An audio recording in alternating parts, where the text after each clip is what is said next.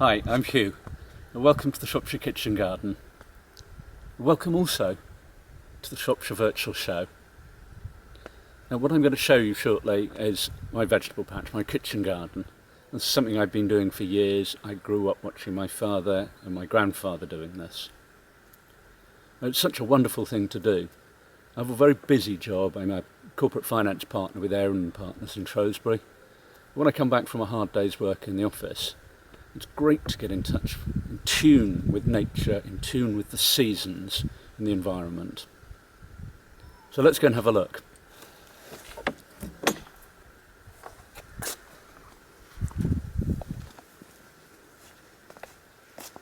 So we've got a size here. It's about the size of a tennis court, and on two sides we've got a brick wall.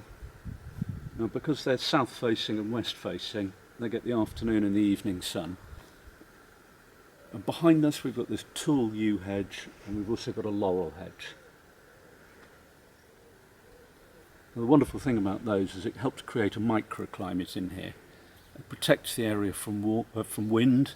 It also makes the whole area much warmer earlier in the year than the rest of the garden. So we can start growing things sooner, and it extends the growing season later in the year. We've got a bit of everything growing in the garden really.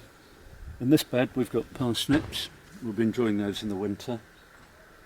Behind we've got purple sprouting broccoli. And we've got several different types in there.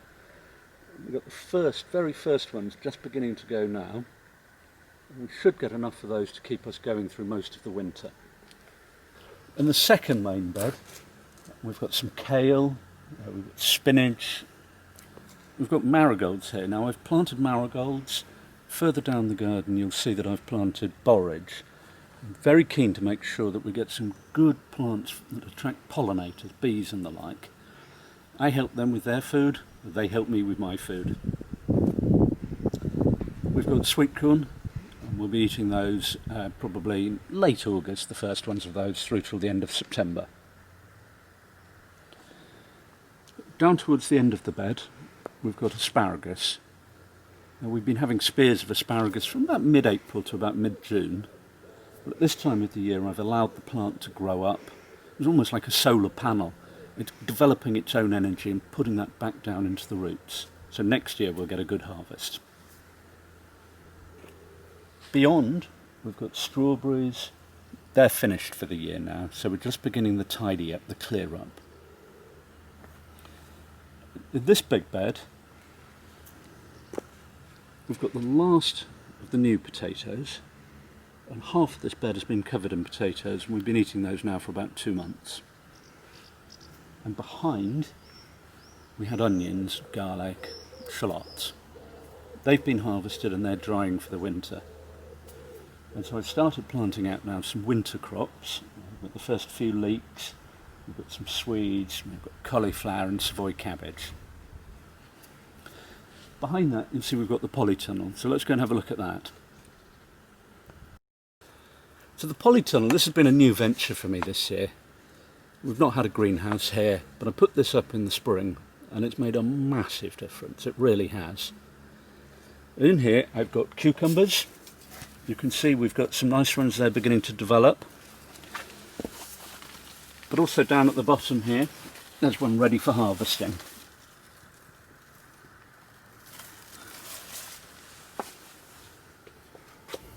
Along this side I've got sweet peppers. We've also got some marigolds in pots to help with the pollination.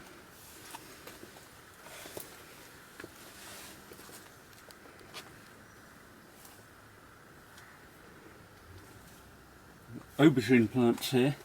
I'm hoping now we're getting a big mass of flowers that they will start getting germinated and we'll start developing some aubergines. And then on the far side we've got a good crop of tomatoes. We've got 3 different types. The cherry tomatoes are the ones that are now just beginning to ripen. I'm getting the first few of those.